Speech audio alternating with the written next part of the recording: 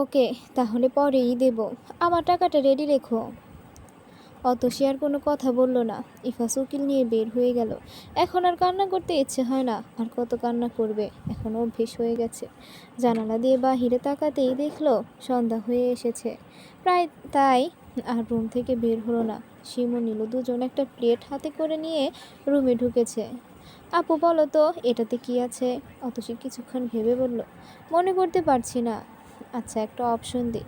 খাবারটা তুই খুব বেশি পছন্দ করিস, আর আমরা তোকে মাঝে মাঝে বানিয়ে খাওয়াতাম। কত কিছুই তো আছে আমার পছন্দের। এখন কোনটা রেখে কোনটা বলবো? পারবি না তো? ওহ, মনে আসছে না। প্লেটটা অথসি সামনে এনে বলল, নারকেল আর চিনি দিয়ে মুড়ি মাখিয়ে এনেছি। এটা বলতে পারলি না? অতসী ছু মেরে হাত থেকে টান দিয়ে প্লেটটা নিয়ে কোনো কথা না বলে খাওয়া শুরু করলো। এটা দেখে শিমু নিল দুজনই হাসছে। যাক, মনটা একটু ভালো হয়েছে হয়তো। আমাদের দিবি না নাকি? এমনভাবে খাচ্ছিস, পরে পরে তো কিছুই পাবো না। একটা হাসি দিয়ে দুই বোনকে বলল, হাত পাততে। শিমু নিল হাত পেতে দিতে দুইজনকে এক মুঠ করে 2 মুঠ মুড়ি তাদের হাতে দিল। আপু, এটুকু কি খাবো বল? না খেলে রেখে চলে যা। আচ্ছা, প্লেটটা এদিকে দে, একটু মুড়ি মাখা রেখে চলে যাই। অতসী প্লেটটা দিতেই নীলু প্লেটটা নিয়ে দৌড়ে রুম থেকে বের হয়ে যায়। এর সাথে অতসী শিমুও দৌড়ে পিছনে ছোটে। সে আগের খুনসুটিগুলো আবার ফিরে পেয়েছে। 3 বোনে চিল্লাচিল্লিতে বাড়ি মাথায় উঠিয়ে রেখেছে। অতসীর বাবা কান্না করছে। মেয়েদেরকে তো এভাবেই হাসি খুশি দেখতে চেয়েছিল, এভাবেই সব সময় হইচই করবে তাই তো চেয়েছিল। কিন্তু হঠাৎ কি পাপের জন্য আল্লাহ বিয়ে নামক নরকে অতসীকে পাঠিয়েছেন কে জানে।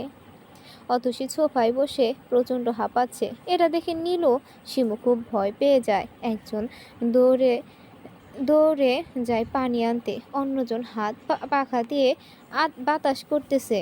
শিমু পানি আনতেই এক নিমিষে পানিটা শেষ করে ফেললো। অতসী কোনো রকমে উঠে বেড়ে গিয়ে শুয়ে পড়লো। এভাবে দৌড় দেওয়াটা ঠিক হয়নি। বোঝা উচিত ছিল আমি এখন একা না। ভাবতেই ভালো লাগে, কদিন পর ছোট্ট একটা বাচ্চা আসবে। আলমারিতে আমার জায়গায় বাচ্চার জামা কাপড় দখল করবে। হ্যাঁ, মাঝরাতে কান্নার শব্দে ঘুম ভেঙে যাবে। শত কষ্ট হলেও ঘুম ঘুম চোখ নিয়ে বাচ্চাকে শান্ত করার চেষ্টায় মগ্ন থাকবো। শত কষ্টের মধ্যেও তার মুখখানা একবার দেখলে সব কষ্ট নিমিশেই উড়ে যাবে। এগুলো ভাবতে ভাবতে ঘুমিয়ে পড়লাম। সকালে আজান দেওয়ার সাথে সাথে ঘুম থেকে উঠলাম। নামাজ পড়ে ঘরে টুকটাক কাজ করতে লাগলাম। একটু কাজ করলে কেউ আর বলতে পারবে না শুধু বসে বসে খাই। তুই এত সকালে উঠে কাজ করছিস কেন? মা রেগে এসে আমাকে কথাটা জিজ্ঞেস করলো। আমি স্বাভাবিক থেকেই উত্তর দিলাম, এমনি বসে থাকতে ভালো লাগে না তাই। হ্যাঁ, আমার 10 টাকার কাজ করে আবার অসুস্থ হয়ে পড়বি, পরে আবার 1,000 টাকা টান দিবে। মনে মনে ভেবেছিলাম আমি কাজ করি, এটা দেখে খারাপ লাগার কারণে মা কথাটা জিজ্ঞেস করেছে। এখন জানতে পারলাম টাকার কথা ভেবে জিজ্ঞেস করেছে। মুচকি হাসি দিয়ে বললাম, সে তোমার ভাবতে হবে না মা, আমি এবার অসুস্থ হব না। আল্লাহর কাছে রোজ চাই যেন আমি সম্পৃক্ত কোনো কাজে তোমার একটা টাকাও না লাগে। সবার দোয়া তো আর কবুল হয় না, সেই আল্লাহই ভালো জানে। তোমাকে এসব নিয়ে না ভাবলেও চলবে। অতসী কিচেনে ঢুকে ছড়িয়ে ছিটিয়ে থাকা জিনিসগুলো গুছিয়ে রাখছে। অমনি নীলু এসে হাত ধরে কিচেনের বাহিরে নিয়ে গেল। অতসীকে একটা চেয়ারে বসিয়ে দিল। আপু, ডাক্তার তোকে পুরো বেড রেস্ট দিয়েছে, আর তুই কাজ করছিস। আমি নীলুর মাথায় হাত বুলিয়ে দিয়ে বললাম, ডাক্তার তার নিজের দায়িত্ববোধ থেকে বলেছে আমাকে বেড রেস্ট থাকার জন্য, আর আমি আমার দায়িত্ববোধ থেকে কাজ করতে গিয়েছি। সবার কপালে সব সুখ সয় না। তোর যা কাজ আছে আমি সব করে দিব, তুই শুধু বসে বলবি। আমি বসা থেকে উঠে দাঁড়ালাম। এই তো সব কাজ শেষ, তুই পড়তে বস, আমি হাতের কাজগুলো সেরে এখনই রুমে চলে যাব। আপু, বললাম তো আমি করে দেব, পাকামো করতে হবে না, পড়তে বস। নীলু এখনও ছোট, আমার পরিস্থিতিটা সে বুঝতে পারবে না। তাও আমার কাজগুলো যে করে দিতে চেয়েছে তাতেই আমি খুশি হয়েছি। কিচেনে ঢুকে মায়ের জন্য লেবুর পানি বানালাম। লেবুর পানি হাতে নিয়ে মায়ের রুমের দিকে যেতেই দেখলাম একটা কাকিমা এসেছে। আমাকে দেখেই বলল, কেমন আছিস অতসী? হাসি মুখে উত্তর দিলাম, হ্যাঁ কাকিমা, ভালো। তা শ্বশুর বাড়ি থেকে নাকি চলে এসেছিস? দুদিনও খেতে পারলি না শ্বশুর বাড়ির শাশুড়ির সাথে মিলে। এখানকার মেয়েদের স্বভাবই এমন, পান থেকে চুন খসলেই বাবার বাড়ি চলে আসে। শ্বশুর বাড়ি তো খেতে পারলি না, সেই বোঝা হয়ে তো মা বাবার ঘাড়ে পড়বি। তা আবার শুনলাম বাচ্চাও নাকি হয়েছে। জানিস থাকবি না তো আবার বাচ্চার ঝামেলা করতে গেলি কেন বলতো? কাকিমা, কাকা যখন আপনাকে মারতো তখন আপনি শুধু কাঁদতেন আর প্রতিদিনকার অত্যাচার সহ্য করেছেন, কিন্তু কখনো প্রতিবাদ করার সাহস আপনার হয়নি। আপনার জামাইয়ের কাছ থেকে দেখে গ্রামের আর কয়েকজন বউ পিটাতো, আর বউয়েরা প্রতিবাদ করলে আপনি উদাহরণ হয়ে থাকতেন। যে দেখো ওই বাড়ির আসাদ তার বউকে কত মারে, মুখ দিয়ে একটাও কথা বের করে না। আর আমাকে দেখে দেখে 10 জন নারী শিখবে অত্যাচারের মুখ বন্ধ করে থাকতে হয় না, প্রতিবাদ করতে হয়। আর বাচ্চাটা আল্লাহর দান। কত মানুষ সারাদিন রাত কান্নাকাটি করেও একটা বাচ্চা পায় না, আর আল্লাহ আমাকে কত সহজেই দিয়ে দিল। সব কিছু মিলিয়ে আলহামদুলিল্লাহ আমি ভালো আছি। আমাকে নিয়ে আপনার না ভাবলেও চলবো। এত বড় বড় কথা যে ভালো উম, ভালো নিজে তো 2টি পয়সা কামাই করারও মুরদ নাই। মেয়েরা ফেলনা না কাকিমা, আমি চাকরি করতে পারবো। আমি বাবা মার টাকায় না, বাবা মা আমার টাকায় খাবে। কথাটা বলেই চলে আসলাম। ভুল তো কিছু বলিনি, আমি তো খুব ভালো করে জানতাম এমন হাজারটা কথা শুনতে হবে। শুনতে হলে হোক, তাও নিজে স্বাধীন মতো বাঁচতে তো পারবো। কয়েকটা কাপড় নিয়ে ওয়াশরুমে ঢুকে পড়লাম। এগুলো ধুয়ে বাহিরে নিয়ে রোদে শুকাতে দিলাম। কাপড়ের বালতিটা নিয়ে নিয়ে রুমে ঢুকতে যাব, ঠিক তখনই অতসী বলে কেউ ডাকে। পেছনে তাকিয়ে দেখলাম তানিয়া বেগম। আমি গিয়ে সালাম দিলাম, আসসালামু আলাইকুম। রুমে চলুন মা। বসে আর তোমার সাথে গল্প করতে আসিনি। এই কাগজটায় সাইন করে দাও, আমি এখনই চলে যাব। সময় নেই বেশি। অনেক কৌতূহল নিয়ে জিজ্ঞেস করলাম, কিসের কাগজ? ইফাত সুমিকে বিয়ে করবে। যেহেতু তোমাদের ডিভোর্স এখনো হয়নি, তাই অনুমতির জন্য এই পেপারে সাইন করতে হবে। মা, আমার তো অনুমতি দেওয়ার দরকার নেই।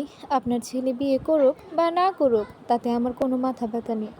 তাও বলা তো যায় না, তুমি যদি আবার কোনো ঝামেলা করো। হাসি দিয়ে বললাম, এত সন্দেহ নিয়ে চলে যান তা আমি ও চাই না। দেন আমি সাইন করে দিই।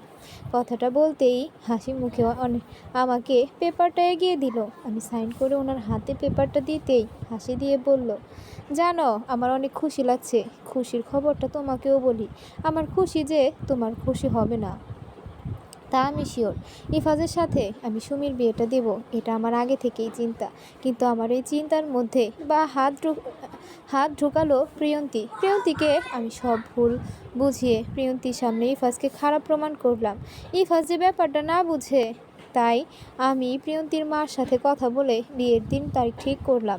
দুজনের জন্য শপিংও করলাম। কিন্তু বিয়ের ঠিক আগের দিন আমি নিজে সাক্ষী থেকে প্রিয়ন্তী রাহুলের বিয়ে দিলাম। অবশ্য প্রিয়ন্তী আগে থেকেই জানতো যে তাদের বিয়ের দিন তারিখ ঠিক হবে, শপিং হবে, কিন্তু বিয়ে হবে না। ইফাজ কোন অক্ষরও টের পায়নি। সব কলকাঠি আমি নাড়ছিলাম। তারপর আমাকে না জানিয়েই তোমাকে বিয়ে করে নিল। ওই দিন ইফাজকে আমার মেরে ফেলতে ইচ্ছে করেছিল, কিন্তু কি করব, বিয়ে যখন করে ফেলেছে তখন তো আর কোনো কিছু বলার নেই। ভাবতে লাগলাম কি করা যায়। তখন দেখলাম তুমি যে মেয়ে, তোমাকে দিয়ে আমার কোনো কাজ হাসিল করা অসম্ভব। তাই সব ইফাজকে আমি হাতিয়ার হিসেবে ব্যবহার করলাম। ইফাজ চেয়েছিল তোমার সাথে মানিয়ে নিতে, এটা আমাকে বলেছে। তখন আমি তোমার সম্পর্কে ইফাজকে কান বিষ ঠেলেছি। হ্যাঁ, তোমার ক্ষতি করার আমার কোনো প্ল্যানিং ছিল না। কিন্তু ইফাজ তোমাকে রাখুক তা আমি চাইনি। আমার ইচ্ছে তো পূরণের জন্য আর তোমার সাথে খারাপ ব্যবহার করতে আমি বাধ্য হয়েছি। প্রত্যেক দিনই ইফাজের সামনে খারাপ ব্যবহার করার জন্য নানা ফাঁদ পেতেছি। কিন্তু এত অত্যাচারেও যখন তুমি ইফাজকে ছেড়ে আসছিলে না, তখন আমাকে মারার নাটকটা করলাম। সুমির বাবা বলেছিল সুমিকে বিয়ে করতে পারলে ওনার প্রপার্টির 50% আমার নামে করে দেবে। আর ইফাজ তো আমার ছেলে না, ইফাজ হচ্ছে ইমরুলের ভাইয়ের ছেলে। তাকে দিয়ে যদি আমার স্বার্থ হাতে আসে তাহলে ইফাজকে কেন হাতছাড়া করব? তাছাড়া ইমরুল স্টাম্প করে দিয়ে গেছে ইমরুলের সব সম্পত্তিও ইফাজের নামে। আবার যাওয়ার সময় আমাকে ডিভোর্স পেপারটা দিয়ে গেছে। তাহলে বলো, এমন লোকের সংসার আমি কেন টিকিয়ে রাখবো? কথাগুলো বলে ধীর প্রশ্বাস নিয়ে বলল, চলি এবার। মনে মনে কি ভাবছো? ইফাজকে সব বলে দিবে? আবার সংসার করবে ইফাজের সাথে? ভুল ভাবছো, তা কখনোই হবে না। ইফাজ কখনো তোমার কথা বিশ্বাস করবো না। মানতে হবে মা, তুমি পাক্কা অভিনেত্রী, খলনায়িকার চরিত্র তোমার থেকে ভালো। কথাগুলো শুনে পেছনে তাকাতে দেখলো ইফাজ। তানিয়া বেগম খুব ভয় পেয়ে যায় ইফাজকে দেখে। আরে ভয় পাচ্ছ কেন? এত বড় অভিনেত্রী, ভয় পেলে কি আর পরের সিনটা করতে পারবে? ইফাজ তুই কেন? অন্য কাউকে আশা করেছিল বুঝি? তুই এখানে আসলি কেন? না আসলে তুমি কি তোমার এই রূপটা দেখতাম। আমার মা বাবাকে কি তুমি মেরে ফেলেছ, নাকি আছে কোথাও? বাবা তুই আমাকে ভুল বুঝছিস, আমার কথাটা শোন। আর কি শুনবো? এখন আবার নতুন গল্প সাজাবে, তাই তো? আমি কোনো ভুল গল্প শুনতে চাই না। এত বড় ধোঁকা কি করে দিয়েছো তুমি? অতসীর মা দুজনে একসাথে দেখে আগ্রহ নিয়ে আসে কি হয়েছে জানার জন্য। মাঝখান থেকে কথা কি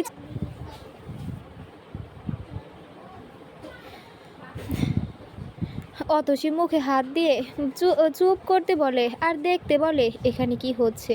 অতসীর মা মাঝখানে বলে ওঠে, ইফাজ বাবা তোমার মাকে নিয়ে রুমে এসে কথা বলো। উনি আমার মা না, আমার জীবনটাকে নরক বানিয়ে দেওয়ার যন্ত্র। আরে আপনি বলতেন আমি আপনাকে আমার সব দিয়ে দিতাম, আপনাকে সব দিয়ে দিলে যদি আমি সুখে থাকতাম তাহলে তাই করতাম। সব কেড়ে নিয়েছেন, এসব না করে আমাকে মেরে ফেলতে পারতেন। ইফাজ এসে ওনার হাতে থাকা পেপারটা নিয়ে ছিঁড়ে ফেলে। আমার চোখের সামনে থেকে চলে যান আপনি। তানিয়া বেগম আর এক মুহূর্ত দাঁড়ালো না, সোজা চলে গেল। অতসীর মা এসবের আগামাথা কিছু না বুঝে বারবার অতসীকে ইশারা করছে। কৌতূহল ধরে রাখতে না পেরে বলল, অতসী বলবি প্লিজ কি হয়েছে? অতসী কোনো কথা না বলে রুমে চলে গেল।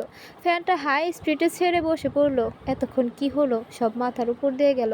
অতসী কখনো ভাবেও নাই এমন কিছু হবে। অতসীর মা ইফাজকে এনে অতসীর রুমে বসিয়ে দিল।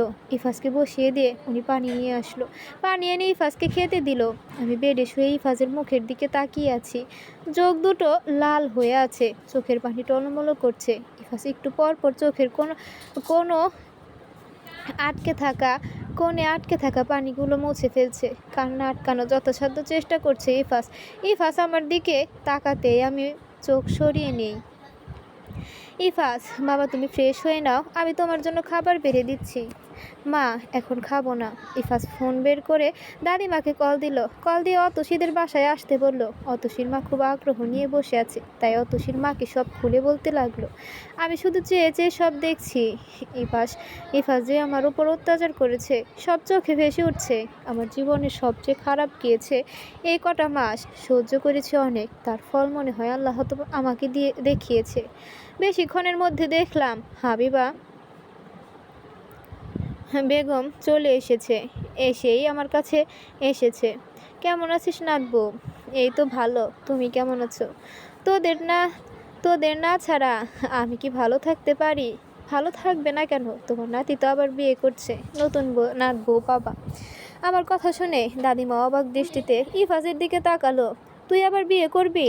এগুলো বাদ দিয়ে বলো, তানিয়া বেগম যে আমার মা না তা কোনো এতদিন বলনি কেন? হাবিবা বেগম নিচের দিকে তাকিয়ে উত্তর দিল, তুই এসব জানলি কোথা থেকে? দাদিমা তোমাকে যা জিজ্ঞেস করেছি তার উত্তর দাও। দাদু ভাই তুই যদি কষ্ট পাস যে তোর মা বাবা নেই সেজন্য। আমার বাবা মা নেই মানে? তোর বাবা মা অ্যাক্সিডেন্টে মারা গেছে, এরপর থেকেই তানিয়া তোকে নিজের ছেলের মতো মানুষ করেছে। তাই জন্য কখনো তোকে আমি তোর বাবা মার কথা বলিনি। তানিয়া আমাকে নিজের স্বার্থের জন্য মানুষ করেছে, এটা তোমরা বুঝতে পারো নি? ইফাজ সব কিছু হাবিবা বেগমকে বলে। দাদু ভাই এত কিছু বুঝিনি রে, মাফ করিস আমাকে। অতসীর মা দাদিমাকে নিয়ে গেলেন, কারণ ওনার শ্বাসকষ্ট শুরু হয়ে গিয়েছে। অতসী আগের ন্যায় বিছানায় শুয়ে আছে। ইফাজ আস্তে আস্তে অতসীর পাশে গিয়ে বসে। ইফাজকে আসতে দেখে অতসী চলে যেতে নেয়। ইফাজ জোর করে অতসীকে বেডে বসিয়ে দেয়। অতসীর হাত ধরতে সর্বোচ্চ শক্তি দিয়ে অতসী ইফাজের হাত ছাড়িয়ে নেয়। ইফাজ হতাশ অতসীর পা জড়িয়ে ধরে কান্না করে দেয়। কান্না জড়িত কণ্ঠে বলতে থাকে, অতসী প্লিজ আমাকে মাফ করে দাও। আজকের পর থেকে আমি কখনো তোমাকে কষ্ট দিব না। এখন তুমিও যদি আমাকে ছেড়ে চলে যাও তাহলে আমি আর নিজেকে ঠিক রাখতে পারবো না। আমি মরে যাব।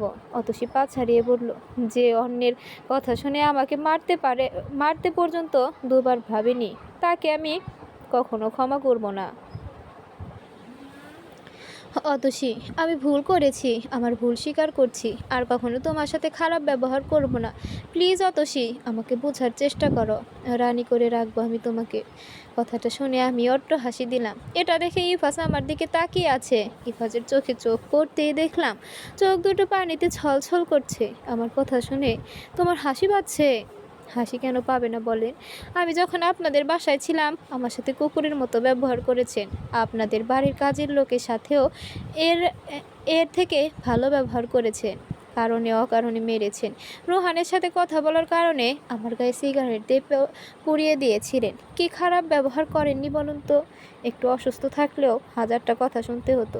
এখন আপনি বলছেন আমাকে রানীর মতো করে রাখবেন। আপনিই বলুন, কথাটা শুনতে কি হাস্যকর নয়? অতসী সব ভুল ছিল। প্রতিদিন আমার ব্রেন ওয়াশ করা হতো তোমার নামে খারাপ কথা বলে। অবশ্যই আপনি এখনও বাচ্চা না, বাচ্চার বাবা হতে চলছেন, তাও কেন মানুষের কথায় চলছে? অতসী ভুল তো মানুষেরই হয় বলো। কি বলবো, বিয়ের দিন থেকে এমন অত্যাচার সহ্য করে এসেছি, সবার কাছে থেকে শুনতে হয়েছে আপনি আমাকে পছন্দ করে বিয়ে করেননি। অতসী, আমার কথাটা শোনো প্লিজ। আমি তোমাকে বিয়ে করেছিলাম কারণ তুমি প্রিয়ন্তীর ব্যাপারে সব জানতে, আমাকে অনেক ভালো বুঝতে তুমি। তখন আমি ভেবেছিলাম তোমাকে বিয়ে করলে তুমি আমাকে খুব ভালো বুঝবে আর প্রিয়ন্তীরও কষ্ট পাবে। কিন্তু সব শেষ করে দিল এই মহিলা। জি, আপনার সব কথা আমি শুনেছি। আপনি এখন যেতে পারেন আমার চোখের সামনে থেকে। অতসী দেখো, আমার এখন তুমি আর দাদিমা ছাড়া কেউ নেই। আগে জানতাম না, আমি অনাথ ছিলাম, কিন্তু আজ থেকে তো আমি অনাথ, আমার কেউ নেই। তুমি আমাকে ফিরিয়ে দিও না প্লিজ। এসব আমার আর সহ্য হচ্ছে না। অতসী, আমাকে তোমার পায়ের নিচে হলেও একটু ঠাঁই দাও প্লিজ। আদিক্ষেতা কম দেখালে হয় না। অতসী, তুমি এত পাষাণ, আমার চোখের পানি আমার তোমার আদিক্ষেতা মনে হচ্ছে। পাষাণ ছিলাম না, পাষাণ আপনারা বানিয়েছেন। ক্ষমা চেয়েছি অতসী, এর থেকে বেশি আর আমি কি করতে পারি সেটা আপনি জানেন। তুমি কি চাও আমি মরে যাই এভাবে কষ্ট পেতে পেতে? আপনি এই রুম থেকে বের হবেন না, আমি বের হব। তুমি কেন আমাকে দূরে সরিয়ে দিচ্ছ? কথাটা শেষ হওয়ার আগেই আমি রুম থেকে বের হয়ে চলে আসলাম। এসে মা বাবার রুমে চলে গেলাম। দাদিমাকে বেডে শুয়ে রেখেছে। আমি গিয়ে দাদিমার হাতটা ধরে পাশে বসলাম। আমার উপস্থিতি বুঝতে পেরে উনি কেঁদে উঠল। দাদিমা, আপনি কাঁদছেন কেন? আমার নাতিটা খুব কষ্ট পেয়েছে, তাই না রে? আপনি চিন্তা করবেন না, উনি ঠিক আছে। তুই ফার্স্টকে ভুল বুঝিস না। ভুল বুঝবো কেন? তোর সাথে অনেক খারাপ ব্যবহার করেছে, কিন্তু তুই বিশ্বাস কর এসবও নিজে করেনি। তানিয়া ইফাজকে দিয়ে সব করিয়েছে। আমার হাতটা ছাড়িয়ে বললাম, দাদিমা, ইফাজ এখনও ছোট নয়, ওর বোঝার সম্পূর্ণ ক্ষমতা আছে কোনটা ঠিক কোনটা ভুল। তানিয়াকে অনেক বিশ্বাস করতো, এজন্যই কোনটা ঠিক কোনটা ভুল একবারও ভাবিনি। আচ্ছা, এগুলো বাদ দেন, কি খাবেন বলুন, আমি আপনার জন্য খাবার বানিয়ে আনছি। আমার খোদা নাই রে বোন, আমার ইফাজটা যে কষ্ট পাচ্ছে, নাতির জন্য এত চিন্তা করতে হবে না। তুই যদি ইফাজের সাথে থাকতি তাহলে আমার এত চিন্তা হতো না, কিন্তু আমার নাতিটা এখন একা। আমি দাদিমাকে রেস্ট নিতে বলে কিচেনের দিকে যেতে লাগলাম। মনে মনে ভাবলাম, দাদিমা বুঝে এমনই নিজের চিন্তা না করে নাতি নাতনিদের চিন্তা করে। আমার দাদা বা দাদিমা কারো আদরই পায়নি। আমার জন্মের আগেই ওনারা মারা গিয়েছে। যদি থাকতো তাহলে হয়তো ওনার মতো করেই আমাদের কথা ভাবতো।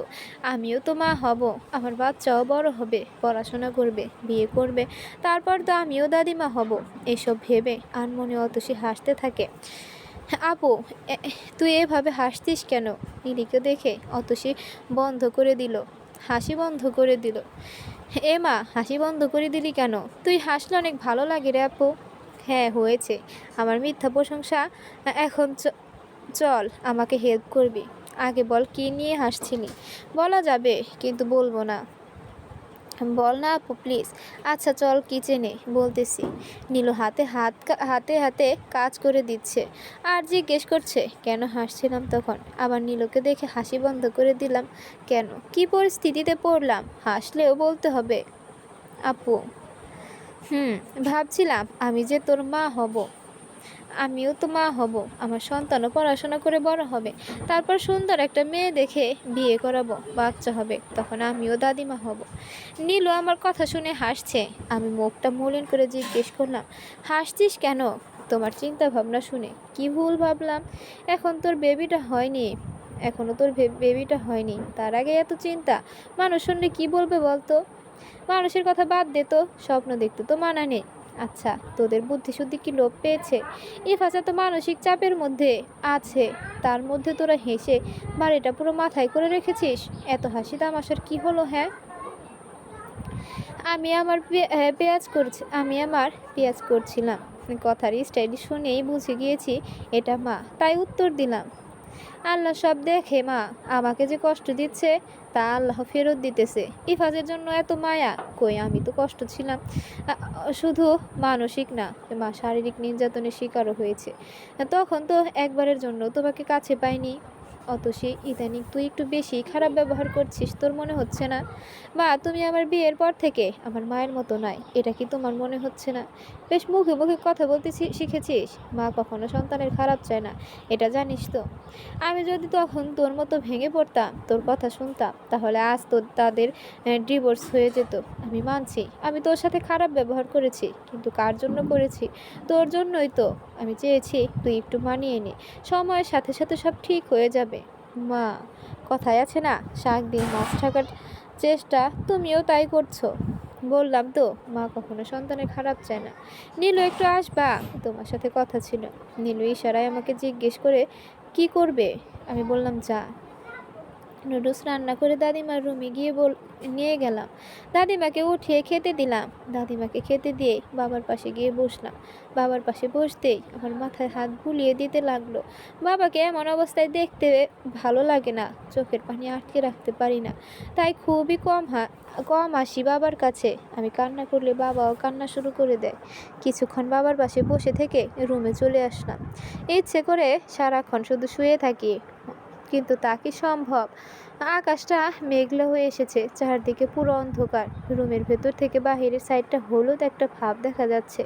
এখন সময় বাহিরে হাঁটতে হাঁটতে ভীষণ ভালো লাগে। বেশিক্ষণ আর বৃষ্টি লেট করলো না, খুব জোরে বৃষ্টি পড়তে থাকে।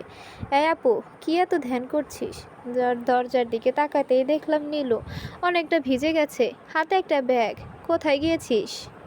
ইফাজ ভাইয়া নিয়ে গেছে, এই যে দেখ, এই ব্যাগটাতে তোর পছন্দের সব খাবার। তোকে আমি বলেছি আমি খাবো। আরে দেখ না কি কি এনেছি, ফুচকা, চিকেন ফ্রাই, চটপটি, সমোসা, পেয়ারা, এগুলো আনতে বলেছি আমি। তুই বলবি কেন? ইফাজ ভাইয়া বলেছে তোর কি কি পছন্দ নেওয়ার জন্য, আবার পরে যাবে। এখন এটুকু এনেছি, বৃষ্টির জন্য আনতে পারিনি। আমি এগুলো খাবো না।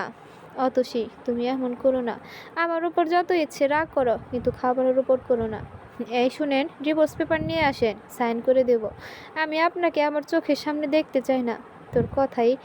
তোর কথাই এখন ডিভোর্স হবে না, তার মানে তোমাকে এখন আমাকে সহ্য করতেই হবে। তোর কথাই। আপনি নিজেকে কি মনে করেন বলুন তো? অতসীর বর, এই এমন মুহূর্তে লোকটা আমার সাথে রসিকতা করছে, অসভ্য বটে। আম্মু তো আশেপাশে আছে, যদি শুনতে পায় তখন। এই রানী, কি এত ভাবছো শুনি? আপনি আমার চোখের সামনে থেকেই চলে গেলে খুশি হব, কিন্তু আমার খুশির জন্য যে তোমার সামনে আমার থাকতে হবে, আপনি যে স্বার্থপর, নিজের স্বার্থ উদ্ধারের জন্য অনেক কিছু করতে পারেন, তা আমি জানি। ইফাজ কোনো কথা বলল না, মুচকে একটা হাসি দিয়ে বলল, আমি বাসায় যাচ্ছি, খুব শীঘ্রই আসবো, খাবারগুলো খেয়ে নিও। আমি কোনো কিছু বলার আগেই ইফাজ চলে গেল। এই খাবারগুলো আমি কখনো খাবো না। নিজেকে কি মনে করেন উনি? আমি এক নিমিষেই সব ভুলে যাব, একটু আদর করে ডাকলেই সাড়া দেব। এমনটা কখনো হবে না মিস্টার ইফাজ। আমি বরফ নই যে আপনার একটুখানি মিষ্টি কথায় আমি গলে পানি হয়ে যাব। আপু, তুই খাচ্ছিস না কেন? তোর ইচ্ছে হয়েছে তুই খেয়ে নে, ভাই এত কষ্ট করে আনলো আর তুই খাবি না? আমি কাউকে বলি নাই আমার জন্য কষ্ট করেন। আপু, ভাইয়া তো এখন আগের মতো নাই, সব ভুলে যা, বেশি পাকামো করতে আসিস না। ইফাজ বাসায় এসে সোজা নিজের রুমে ঢুকলো, ফ্রেশ হয়ে ড্রেস চেঞ্জ করে নিল। ইফাজ ডাকটা শুনেই ইফাস পিছনে তাকালো। এমনিতে রেগেছিলে, সুমিকে দেখে আরও রেগে গেল। এই মেয়ে, সমস্যা কি? অনুমতি ছাড়া কারো রুমে ঢুকতে হয় না, এটা তোমার মা বাবা শিক্ষা দেয়নি? ইফাস, তুমি এভাবে কথা বলছো কেন? বের হও আমার রুম থেকে। ইফাস, শোনো তানিয়া, আন্টি বলেছে তোমাকে নিচে যেতে। এই মেয়ে, তোকে বলেছি না বের হতে? এখন আমার রুম থেকে বের হয়ে যা। ইফাজ এত জোরে জোরে চিৎকার দিয়ে বলছিল যে সুমি ভয় পেয়ে যায়। ভয় পেয়ে রুম থেকে বের হয়ে যায়। সুমি সোজা তানিয়া বেগমের কাছে কি কান্না করে দেয়। সুমিকে কান্না করতে দেখে তানিয়া বেগম এসে জিজ্ঞেস করলো, কি হয়েছে মা? আপনার জন্য আজকে ইফাজ আমার সাথে এত খারাপ ব্যবহার করতেছে। আমি কি করেছি? আপনার পেটে তো কখনো কথা থাকে না। কি দরকার ছিল নাচতে নাচতে ওই মেয়েটাকে আমাদের সব প্ল্যান বলে দেওয়ার? ওই মেয়েকে বলেছি, তাতে তো প্রবলেম হয়নি। ইফাজ যে সব শুনে ফেলবে তা আমি জানতাম না।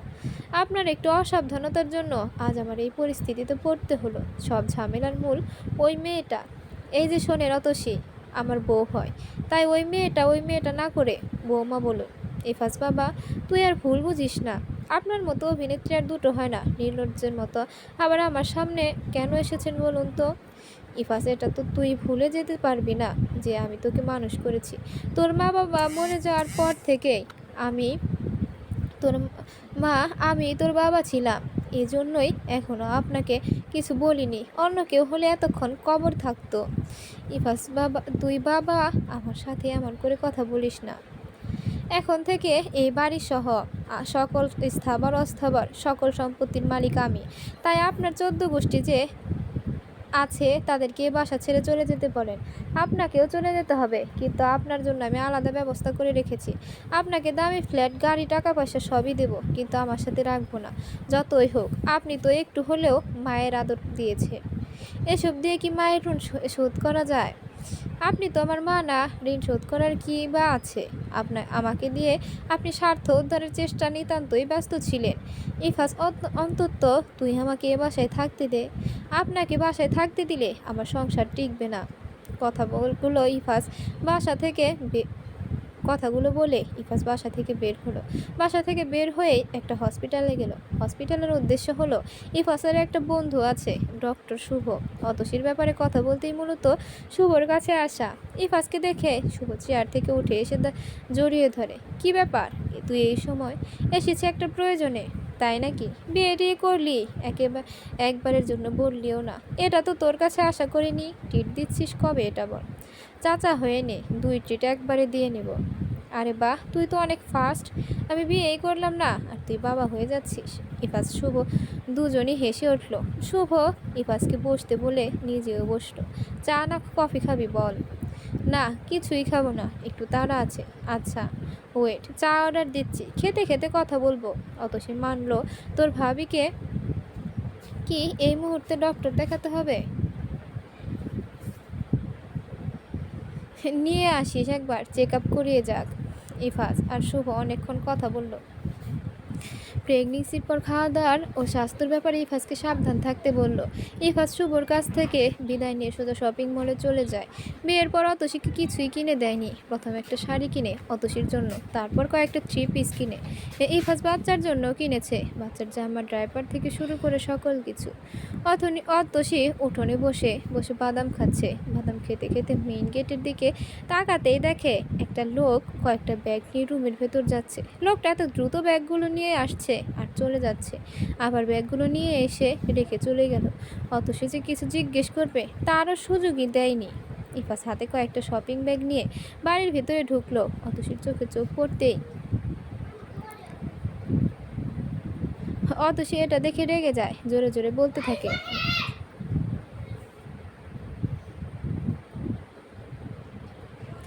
তোমার জন্মে তো দেখে নিলে। অতসী কোনো উত্তর না দিয়ে মুখ বাঁকিয়ে বসে রইল। রুমে চলো। যাব না। অতসী প্লিজ রুমে চলো।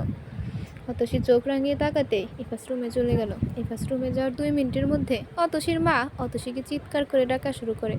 অতসী বেশ বিরক্তি নিয়ে রুমে ঢুকলো। অতসী মোটেও এসব দেখার জন্য প্রস্তুত ছিল না। সারা রুমের মেঝেতে বাচ্চাদের সকল প্রয়োজনীয় জিনিস রাখা। অতসী ইফাসের দিকে তাকাতেই ইফাস অন্যদিকে ফিরে যায়। মা, এসবের মানে কি? এসব কি এনেছে তুই জিজ্ঞেস কর। আরে এসব কি? জামা কাপড় এনেছে। উনি জানে উনি কি জানে নাকি ছেলে হবে নাকি মেয়ে হবে? তাই তো ছেলেদের জামা এনেছি, মেয়েদের জামা এনেছি। আল্লাহ পাক আপনাকে কি দিয়ে বানিয়েছে বলুন তো? আপনার শরীরে মনে হয় গন্ডারের চামড়া, তাই কথা গায়ে লাগে না। আপনাকে নিষেধ করি না আমার সামনে আসার জন্য। আর এসব আদিক্ষেতা আমার একদম পছন্দ না। হয় আপনি আমার সামনে আসবেন না, নয় আমি এ বাড়ি ছেড়ে কোথাও চলে যাব। ইফাজ অতসীর কথার কোনো ভ্রুক্ষেপ না করে একটা চেয়ার টেনে বসে পড়ল। নীলু শিমু দুজন দাঁড়িয়ে দাঁড়িয়ে হাসছে। অতসী রেগে নিজের রুমে চলে গেল। ইফাজ ভাইয়াকে আপু এত কিছু বলে গেল, তাও একটু রাগ করেনি। আমি তো দোষ করেছি, যাই বলুক মাথা পেতে নিতে হবে। আচ্ছা ভাইয়া, আপনি ফ্রেশ হয়ে আসুন, টেবিলে খাবার বেড়ে দিচ্ছি। ইফাজ ফ্রেশ হয়ে খাবার টেবিলে বসেই অতসীকে ডাকলো, কিন্তু অতসী কোনো সারা শব্দই নেই। শিমু, যাও তো, অতসীকে ডেকে নিয়ে এসো। ইফাজ বলতেই শিমু অতসীর রুমের দিকে যায়। বাহির থেকে কয়েকবার ডাকে, কিন্তু এবারও অতসী কোনো সাড়া দিল না। বেশ কিছুক্ষণ ডাকার পর অতসীর মা এসে বলল, তুই যা, আমি দেখছি। অতসী, তুই দরজা খুলবি নাকি আমি ভেঙে ফেলবো? দরজা খুলে অতসী উত্তর দিল, কোথাও কি আমাকে শান্তি দিবা না? ইফাজ ডাকলো, শিমু ডাকলো, তুই তো সাড়া দিলি না কেন? ইচ্ছে করেনি তাই। দিন দিন বেয়াদব হয়ে যাচ্ছিস কেন? কোনো বেয়াদবি করিনি মা, শুধু যেটা প্রয়োজন সেটাই বললাম। চল আমার সাথে। কোথায়?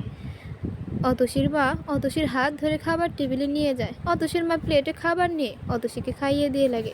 অতসী আর কোনো কথা বলল না, খেয়ে নিল। হিফাজার চোখে অতসীকে দেখছে আর ভাবছে, কখনই কি মেনে নেবে আমাকে? ভুলিয়ে দিতে পারবো তো সব কষ্ট? এসব ভাবছে আর খাচ্ছিল। অতসী খাবার হাফ রেখেই পানি খেয়ে আবার নিজের রুমে চলে গেল। অতসী রুমে গিয়ে একটা বই হাতে নিয়ে বসে পড়লো। বরাবরই বই পড়তে ভালো লাগে, এতদিন এত ঝামেলার কারণে পড়তে পারেনি। ইফাজ খাবার খেয়েই অতসীর রুমে ঢুকলো। অতসী বই পড়ছে দেখে চুপটি করে বিছানার সাইডে বসে পড়লো। কয়েকবার আস্তে আস্তে ডাকও দিল, কিন্তু অতসী বই পড়ার এতটাই মগ্ন ছিল যে ইফাজের কথা কান অবধি পৌঁছায়নি। এবার ইফাজ অতসীর কানের কাছে গিয়ে বলল, এই যে রানী, ডাকছি আপনাকে, শুনেন না কেন? কতবার বলবো, আপনার ছায়াও আমার সহ্য হয় না। আপনাকে দেখলেই আমার থাপ্পড় রুম থেকে বের করে দেওয়ার আর আগুনে পুড়িয়ে দেওয়ার কথা মনে পড়ে যায়। অতসী, আমাকে কি একবার ক্ষমা করা যায় না? না, কখনোই ক্ষমা করা যায় না। ধরে নিলাম আপনি তানিয়া বেগমের কথায় আমার সাথে এমন ব্যবহার করেছেন, কিন্তু একটা মানুষ কি করে এতটা নিষ্ঠুর হতে পারে? আপনার ভেতরে মানুষত্ব বলতে কিছু নেই। আপনি পশুর সমান। এমন একজন মানুষের সাথে কি করে সংসার করব বলতে পারেন? ইফাজ নিচের দিকে তাকিয়ে আছে, চোখ দেখে টপ টপ করে পানি নিচে পড়ছে। সত্যিই তো, কতটা হিংস্রতা ছিল মনে। কিভাবে এমন করতে পারলো? কাউকে অন্ধ বিশ্বাস করে তার কথায় মনুষ্যত্বহীন হয়ে গেল। ভুল হয়েছে অতসী, আমি জানি অনেক ভুল করেছি। তাও যদি পারো তাহলে আমাকে মাফ করে দিও। কথাগুলো বলেই ইফাজ রুম থেকে বের হয়ে যায়। ইফাজ যাওয়ার সাথে সাথে অতসী আবার বই পড়ায় মনোযোগ দিল। বইটা পড়া শেষ করতে করতে প্রায় রাত 10টার মতো বেজে গেল। পড়ার ফাঁকে শিমুকে বলছিল খাবারটা রুমে দিয়ে যাওয়ার জন্য। শিমু খাবার রুমে দিয়ে রেখে গিয়েছে। অতসী উঠে খাবার খেয়ে ঘুমাতে যাবে, ঠিক তখনই ইফাজ এসে কিছু না বলেই পাশে শুয়ে পড়লো। ইফাজকে দেখে অতসীর মেজাজটা বিগড়ে গেল। আপনি এখানে আসলেন কেন? তাহলে আমি কোথায় ঘুমাবো? আপনার নিজের বাসায় যান। আমার বউ রেখে আমি কোথাও যাব না। আমার রুম থেকে বের হয়ে যান। বললাম তো, আমার বউ বাচ্চা রেখে কোথাও যাব না। তাহলে আমি রুম থেকে চলে যাচ্ছি। আচ্ছা, আমি ফ্লোরে শুয়ে পড়ছি, তাও রাতের বেলায় কাউকে জাগানোর প্রয়োজন নেই। হ্যাঁ, এটাই আপনার সঠিক জায়গা। আমাকেও নিজে শুতে হয়েছিল আপনার জন্য, এখন দেখেন কেমন লাগে। অতসী এটুকু বলে উপরে থাকা একটা বালিশ নিচে ছুঁড়ে মারল। অতসীর ভাবে শুয়ে পড়ে। সকালবেলা ফজরের আজান হতেই অতসীর ঘুম ভেঙে যায়। অতসী অজু করে এসে নামাজে দাঁড়িয়ে যায়। অতসী 2 রাকাত সুন্নত নামাজ শেষ করে পাশে তাকাতেই দেখে ইফাজও নামাজে দাঁড়িয়েছে। এটা দেখে অতসীর মনে মনে একটা ভালো লাগা কাজ করে। অতসী দেরি না করে আবার 2 রাকাত ফরজ নামাজের জন্য দাঁড়িয়ে পড়ে। নাস্তায় প্রায় শেষ, ঠিক কিন্তু সেই মুহূর্তে মা বলে উঠল, অতসী রেডি হয়ে নে, তোকে নিয়ে এক জায়গায় যাব। কোনো কিছু না ভেবেই বলে দিলাম, যাব না আমি। যেটা বলেছি ওইটা কর। যাব না বলছি তো, শরীরটা আমার ভালো লাগে না। তোর তো খাবার চাই না, তাই না? তুই রেডি হয়ে নে, নয়তো এভাবেই নিয়ে যাব। খাবার শেষ করে রুমে আসতেই ঘুমিয়ে পড়তে ইচ্ছে করছে, কিন্তু মায়ের সাথে কোথাও যেতে হবে, তাই আর ঘুমালাম না। মুখে এক রাজ্য বিরক্তি নিয়ে বোরকাটা পরে নিলাম। বাড়ি থেকে বের হতেই দেখলাম ইফাজের গাড়ি দাঁড়িয়ে আছে। এটা দেখে মাকে প্রশ্ন করলাম, কোথায় যাচ্ছি? দেখতেই তো পাবি। কোথায় নিয়ে যাচ্ছ বলতে প্রবলেম কি? গাড়িতে উঠে বস। কিছুক্ষণের মধ্যে একটা হসপিটালের সামনে এসে গাড়ি থামলো। গাড়ি থেকে নামতেই দেখলাম ইফাজ সামনে দাঁড়িয়ে আছে। বুঝতে পারলাম হয়তো ডক্টর দেখানোর জন্য নিয়ে এসেছে। আমাকে এটা বললেই পারতো, এভাবে না বলে কেন নিয়ে এসেছে? ডক্টর দেখানোর পরপরই চেক আপ করতে বলল। চেক আপ করো। ডক্টর আবার দেখিয়ে গাড়িতে এসে বসলাম। ইফাজ ওষুধ কিনতে গেছে। ওষুধগুলো কিনে সোজা ইফাজদের বাসার সামনে এনে গাড়ি দাঁড় করায়। আমি মায়ের দিকে তাকিয়ে বললাম, এটা জন্যই কি নিয়ে এসেছিল আমাকে? অতসী, বিয়েটা কোনো ছেলে খেলা নয় যে তোর মন চাইলে শ্বশুর বাড়িতে আসবি আর মন না চাইলে আসবি না। ইফাজ অনেক ক্ষমা চেয়েছে। আমি তো ক্ষমা করিনি। ক্ষমা করা মহৎ গুণ। এখন ভুল হলে চড় থাপ্পড় দেওয়া, কারো সাথে কথা বলার জন্য আগুন দিয়ে শরীর পুড়িয়ে দেওয়া কি মা? এগুলো ভুল ছিল। যে ভুল করেছে ওই ভুলের ক্ষমা হয় না। মেয়েদের অনেক কষ্ট সহ্য করে স্বামীর বাড়িতে থাকতে হয়। আমি থাকবো না। তাহলে চলে যা। এসব আর আমার ভালো লাগছে না। মুক্তি দে এসব ঝামেলা থেকে আমাকে। এটা বলেই মা চলে গেল। আমি আর কোনো কথা বললাম না। সিদ্ধান্ত নিলাম আজকে রাতেই কোথাও চলে যাব। কখনো থাকবো না এই কালপিটের সাথে। আশা আমাকে যতটা কষ্ট দিয়েছে তা আমি কখনো ভুলতে পারবো না। এই মানুষটার সাথে একই ছাদের নিচে থাকা সম্ভব নয়। অতসী, চলো আমাকে বাসায় রেখে আসুন। শুধু শুধু কথা বাড়িও না। ওই বাসায় তোমার থাকতে প্রবলেম হবে। কোনো প্রবলেম হবে না। তুমি জানো, হাজারবার বললেও আমি তোমাকে আর ওই বাসায় যেতে দেব না। বুঝতে পারলাম বলে কোনো কাজ হবে না। তাই আর কোনো কথা বললাম না। বাসার ভেতরে চলে গেলাম। আমি বাসার ভেতরে ঢুকতেই রানু দৌড়ে আসলো। নতুন বউ, তুমি আসছো? জানো, তুমি এতদিন ছিলে না, আমার খুব কষ্ট হয়েছে। কষ্ট হবে কেন? তুমি আবার আমার বাবার বাড়িতে চলে যেতে, আমিও তোমাকে দেখতাম, তুমিও আমাকে দেখতে। হ্যাঁ, আপনাকে না বললাম আমার এই বাড়ি থেকে আপনি চলে যান? তারপরও কেন এখানে থেকে গেলে? ইফাজের চিৎকার চেঁচামেচিতে আমি পেছনে ঘুরে তাকাতেই দেখলাম তানিয়া বেগমকে ইফাজ কথাগুলো শোনাচ্ছে। প্রতি উত্তরে তানিয়া বেগম চুপটি করে দাঁড়িয়ে আছে। কথা বলছেন না কেন? বাবা, আমাকে মাফ করে দে। আমি তোদের ছাড়া থাকতে পারবো না। আপনাকে ভালোই বলছি। আপনি বাসা থেকে বের হয়ে আপনার জন্য রাখা ফ্ল্যাটে চলে যান। এই সংসার আমি এতদিন ধরে রেখেছি। আমি তোকে বড় করেছি। এত বছরের মায়া ছাড়তে পারি না বাবা। আমাকে ক্ষমা করে দে। ক্ষমা আমার কাছে না, অতসীর কাছে চান। অন্যায় আমার সাথে না, অতসীর সাথে করেছে। তানিয়া বেগম দ্রুত এসে আমার হাতে ধরে বলল, মা, তুমি আমাকে ক্ষমা করে দিও। তুমি তো আমার মেয়ের মতোই। বলো। আমি সাধারণভাবে উত্তর দিলাম, আপনিও তো আমার মায়ের মতোই ছিলেন। তাহলে কি করে পারলেন এতটা কষ্ট আমাকে দিতে? ক্ষমা তাদের করা যায় যারা না বুঝে ভুল করে। যারা সজ্ঞানে ভুল করে তাদের ক্ষমা করার কোনো প্রশ্নই আসে না। আমি আর দাঁড়ালাম না। নিজের রুমে চলে গেলাম। ফ্রেশ হয়ে শুয়ে পড়লাম, কিন্তু চোখে কিছুতেই ঘুম আসছে না। রাত 10টার দিকে। অতসী, ঘুমিয়ে পড়েছ? না। তাহলে আসো, খেয়ে নেবে। ক্ষুধা নেই। আমার উপর রাগ করো, খাবারের উপর নয়। আমি কারোর উপর রাগ করিনি। তাহলে খেতে চলো। বললাম তো ক্ষুধা নেই। আচ্ছা, তো চলো খাবার নিয়ে আসি। বললাম তো খাবো না। কিছুটা জোরে কথাটা বলতেই ইফাজ আমাকে আর কোনো কথা বলল না। সোজা রুম থেকে বের হয়ে চলে গেল। কিছুক্ষণ পর ইফাজ আবার এসে লাইটটা অফ করে আমার পাশে শুয়ে পড়লো। হয়তো কিছুক্ষণের মধ্যে ঘুমিয়েও পড়বে, কিন্তু আমার ঘুম কিছুতেই আসছে না। একটা চিন্তাই, যে করে হোক এখান থেকে বের হতে হবে। কি করব, কোথায় যাব জানি না, কিন্তু এটা জানি আমি এখানে থাকবো না। ইফাজ ঘুম থেকে উঠে কিন্তু পাশে অতসীকে পায় না। ইফাজ ভাবলো হয়তো রাগ করে অন্য রুমে ঘুমিয়েছে। বেশ কিছুক্ষণ বেশ কিছুক্ষণ কেটে যাওয়ার পরও যখন অতসীর কোনো সারা শব্দ পাচ্ছে না, তখন ইফাজ উঠে বসলো। কিছু একটা ভেবে ইফাজ অতসীকে কয়েকবার ডাকলো। ডাকার পরও তখন অতসীর কোনো সাড়া পাচ্ছে না। তখন ইফাজ অতসীকে খুঁজতে নিচে আসে। রানু, তুমি অতসীকে দেখেছো? না দাদা ভাই, আমি ফ্রেশ হয়ে আসছি। তুমি খুঁজে দেখো তো কোথায় আছে। ইফাজ রানুকে খুঁজতে বলে নিজের রুমে চলে যায়। রানু একে একে সবার রুম খুঁজতে থাকে। তানিয়া বেগমের রুমে গিয়ে জিজ্ঞেস করলো, খালাম্মা, নতুন বউ কি আপনার রুমে আসছে? না তো, কেন? ইফাজের দাদির রুমে দেখতে পারিস। অতসী তো ওই রুমে প্রায়ই বসে থাকে। আচ্ছা, আপনার সাথে পরে কথা বলবো, আগে নতুন বউকে খুঁজে বের করি। রানু আর দেরি করলো না, দাদিমার রুমে চলে গেল। সকালবেলা করে উনি তো এখনো জায়নামাজ ছেড়েই উঠেনি। আর ওনার রুমে ওকে মেরে দেখলো অতসীর কোনো অস্তিত্বই নেই। এই রানু, সাত সকালবেলা এমন চোরের মতো উকি দিচ্ছিস কেন? নতুন বউকে খুঁজছিলাম। কেন, কি হয়েছে? অতসী কি এই সকাল করে আমার কাছে আসবে নাকি? কোথাও খুঁজে পাচ্ছি না, তাই আপনার রুমে খুঁজতে এসেছি। খুঁজে পাচ্ছি না মানে? চোখে কম দেখিস হয়তো, খুঁজে পাচ্ছিস না। আমি কানা তো না, তাই না? বেশি কথা না বলে অতসীকে পেলে বলবি আমার সাথে দেখা করতে। কালকে আসলো অথচ আমার সাথে দেখা করলো না। রানু আর কোনো কথা না বলে আমার প্রতিটি রুম খুঁজে ভালো করে খুঁজে, তারপর ছাদে খুঁজে, বাগানে অতসীকে খুঁজতে যায়, কিন্তু অতসীকে কোথাও না পেয়ে হতাশ হয়ে ইফাসের রুমের দিকে যায়। দাদা ভাই, নতুন বউকে তো পেলাম না খুঁজে। দাদিমার ঘুমে দেখেছো?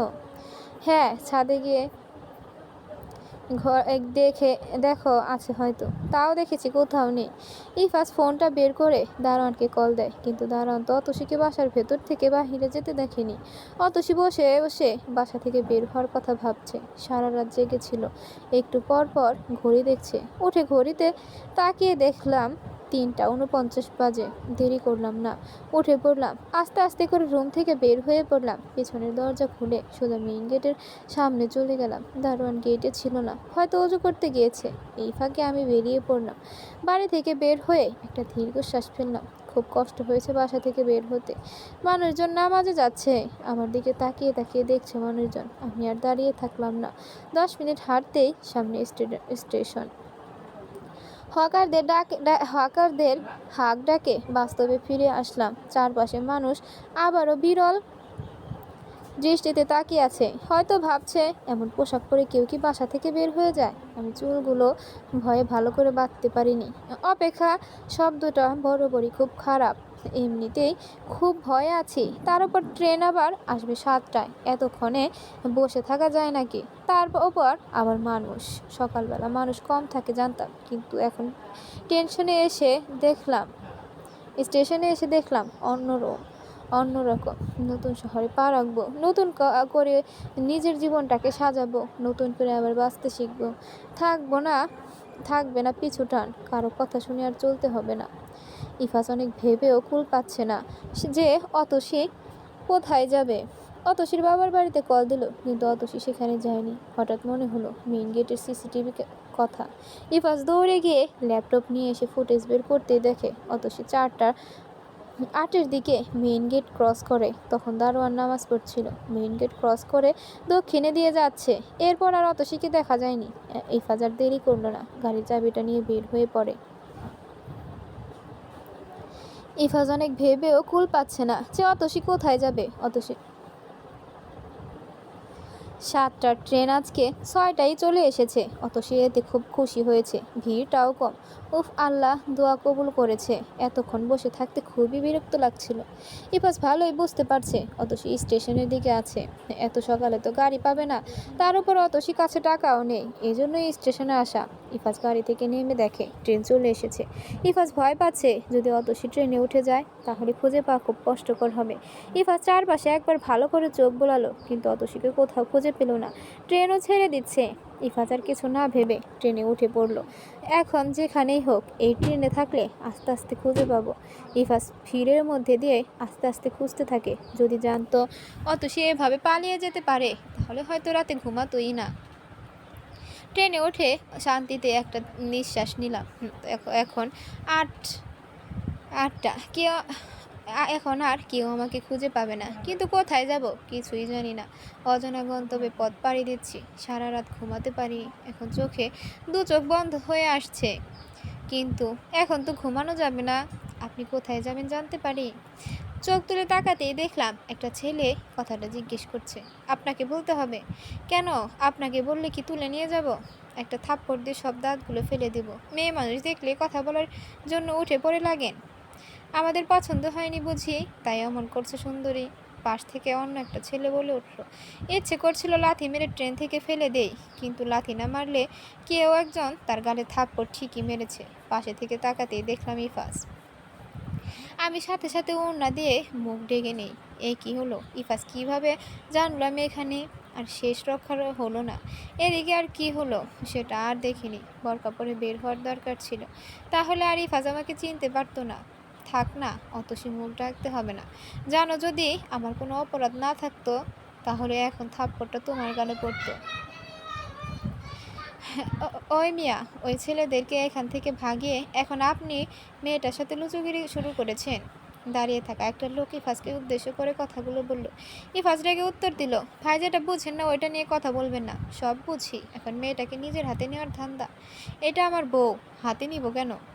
লোকটা আর কোনো কথা বলল না। ইফাজ অতসীকে বলল, তোমার জন্য আজকে এইসব কথাগুলো শুনতে হচ্ছে, তাতে আমার কোনো দুঃখ নেই। তোমাকে এসে পেয়েছি, এটাই অনেক। পরে যে স্টেশনে ট্রেন থামবে ওইখানে আমরা নামবো। বাসায় যাওয়ার জন্য বাসা ছাড়িনি। অতসী, ভালোবাসাটা জোর করে হয় না। আমি তোমাকে তোমার বাসায় দিয়ে আসবো। যখন আমাকে ক্ষমা করতে পারবে তখনই আমার কাছে এসো। আর কোনো জোর করবো না তোমাকে। বিয়ে করে নিন অন্য কাউকে। আমি হাজার চেষ্টা করেও আপনার দেওয়া অত্যাচারগুলো ভুলতে পারছি না। আপনাকে দেখলেই আমার সব মনে পড়ে যায়। বললাম তো জোর করব না। আমার বাচ্চাটার দিকে তাকিয়ে প্লিজ এমন করো না। তুমি যে বের হয়েছ, এভাবে যদি তোমার বাচ্চাটার কোনো ক্ষতি হয়ে যেত তখন আমি কি করতাম বলো? বাচ্চা কথাটা বলায় চুপ হয়ে যায়। এখন আমার জীবন থেকেও অনেক বেশি দামি বাচ্চাটাকে পৃথিবীর মুখ দেখানো, মা ডাক শোনার, ছোট ছোট হাত পাগুলো স্পর্শ করা, তাকে বুকে নিয়ে ঘুমানো, এসব অনুভূতি আর যে চাই, আমার যে চাই। এসব ভেবে বললাম, যাব আপনার সাথে, একটা শর্তে। আমাকে বাবার বাসায় রেখে আসতে হবে। তুমি যা বলবে তাই হবে, শুধু আর কখনো এমন কিছু করো না। মাথা নাড়িয়ে সম্মতি জানালাম। ট্রেন থেমে গেছে। ইফাজ আর আমি ট্রেন থেকে নেমে বাসে উঠে পড়ি, কারণ আবার ট্রেন আসতে সময় লাগবে। বাসে উঠে আবার স্টেশনে পৌঁছে ইফাজের গাড়িতে উঠি। ইফাজ আর কোনো কথা খেলাপ করেনি, সোজা আমাদের বাসায় নিয়ে আসে। আমাকে দেখে মা কিছু বলতে যাবে তার আগে ইফাজ বলে ফেললো, মা তো সে এখান থেকে এখানেই থাকবে, আমি টাকা দিয়ে যাচ্ছি, প্লাস বাজারও করে দিয়ে যাচ্ছি। অতসীকে মুখের কথাটাও বলবেন না, কাজও করাবেন না, আমি কাজের লোকও দিয়ে যাব। আমি রুমে চলে আসলাম, ফ্রেশ হয়ে শুয়ে পড়লাম। রাতে ঘুমাইনি, ঘুমের জন্য আমি আর চোখ খুলতে পারছি না। অতসী নাস্তা করে নিত। এভাবে ঘুমাচ্ছ যে? ধুর, মাত্র একটু ঘুম আসলো, এমনিতেও ডাকটা দিলেন। ঘুমালাম কোথায়? ইফাজ একগাল হেসে বলল, তুমি ঘুমাও, আমি খাইয়ে দিচ্ছি। খাবো না বললাম তো। না করলে কিন্তু এখন আমার বাসায় নিয়ে যাব। হাজারো বিরক্তি নিয়ে খাবার মুখে নিলাম। ক্ষুধাও লেগেছিল, কিন্তু ঘুমের জন্য খেতে যায়নি। ইফাজ অতসীকে খাইয়ে দিয়ে আবার গাড়ি নিয়ে বেরিয়ে পড়লো। কয়েকদিন যাবত অফিসে যাওয়া হয় না। অফিসে কি হচ্ছে তা না হচ্ছে কোনো কিছুরই খোঁজই নাই। বাসায় গিয়ে রেডি হয়ে ইফাজ অফিসে চলে গেল। ঘুম থেকে উঠে ঘড়ির দিকে তাকাতেই দেখলাম 4:15 বাজে। এতক্ষণ ঘুমালাম কি করে? দেখলাম আমার পাশে একটা নতুন ফোন। হাতে নিয়ে দেখলাম ফোনটা, এটা ইফাজ ভাইয়া দিয়ে গেছে আপু। আমি আর চোখে তাকিয়ে বললাম, কেন? শিমু কিছু অবাক হয়ে জিজ্ঞেস করলো, তোর হাজবেন্ড তোকে ফোন দিয়েছে, এটাতে আবার কারণ লাগে নাকি? কারণ তো আছে, কই এতদিন তো ফোন দেয়নি। আচ্ছা, ইফাজ ভাইয়া আবার আসলে জিজ্ঞেস করে নিস। শিমুকে দেখে যে বুঝলাম আমার কথায় বেশ বিরক্ত হবেই বা না কেন, ও তো আর সব জানে না। আমার প্রশ্নগুলো অদ্ভুতই লাগবে ওর কাছে। আমি ফ্রেশ হয়ে এসে খাবার খেয়ে বাহিরে গিয়ে বসতেই ইফাজ কল দেয়। কখন ঘুম থেকে উঠলেন রানী? একটু আগে। খাবার খেয়েছেন? না খেলে কিন্তু আমি আসব, পরে আবার আমাকে সহ্য করতে হবে। আমাকে সহ্য করার থেকে আগে খেয়ে নাও। খেয়ে নিয়েছি। বা ভালো তো, ডক্টর কি বলেছে শুনেছো? বেশি করে খেতে হবে, একটু সাবধানে চলাফেরা করতে হবে, বুঝলে? ইফাজ আরও কিছুক্ষণ কথা বলে ফোন কেটে দেয়। এভাবেই কেটে যায় 7 মাস। অতসী এখনও বাবার বাড়িতে আছে। ইফাজ অনেক কেয়ার করেছে দূর থেকে, অবশ্যই দেখতে এসেছে 2 দিন পর পর। অতসী প্রয়োজনীয় সব কিছু দিয়েছে। অতসীর মনটা অনেক পাথর। ইফাজের সাথে ভালোভাবে কথা বলে ঠিকই, কিন্তু ভালোবাসে না। শুধু কথা বলার প্রয়োজন তাই বলে, প্রয়োজন ছাড়া একটা কথাও বলে না। হঠাৎ অতসীর লেবার পেন ওঠে। অতসী বিছানা থেকে দাঁড়াতে গেলে ফ্লোরে পড়ে যায়। ফ্লোরে পড়ে ব্যথা সহ্য করতে না পেরে জোরে চিৎকার করে কান্না শুরু করে দেয়। কিন্তু অতসী রুমে ফ্যানের শব্দে অনেক ছিল, তাই অতসীর কান্নার আওয়াজ বাহিরে যাচ্ছিল না। অতসী বেশ কিছুক্ষণ ফ্লোরে পড়ে কান্না করতে থাকে। হঠাৎ নীলু রুমে এসে এমন অবস্থা দেখে জোরে চিৎকার করে ডাকে মাকে। অতসীর মা সাথে সাথে অ্যাম্বুলেন্স কল করে। ইফাজকে কল দিয়ে শুধু হসপিটালে আসতে বলে। অতসীকে হসপিটাল নেওয়ার সাথে সাথে ইমার্জেন্সিতে নিয়ে যায়। ইফাজ এসে সব শুনে মাথায় হাত দিয়ে ফ্লোরে পড়ে আমি কেন আপনাদের কাছে আমার কলেজাটা রেখে গিয়েছিলাম। এখন যদি অতসী বা বাচ্চার কিছু হয় আমি বাঁচবো না। বাবা তুমি দোয়া করো, কিছু হবে না। ইফাজ জোরে চিৎকার করে উঠে বলে, হাজারবার আপনাদের মা মেয়েদের বলেছি খেয়াল রাখার জন্য। এই টাইমটা অনেক ইম্পর্টেন্ট, যে কোনো মুহূর্তে অ্যাক্সিডেন্ট হতে পারে। আপনারা মা মেয়ে তিনজন পারলেন না একটা দিন দেখে রাখতে।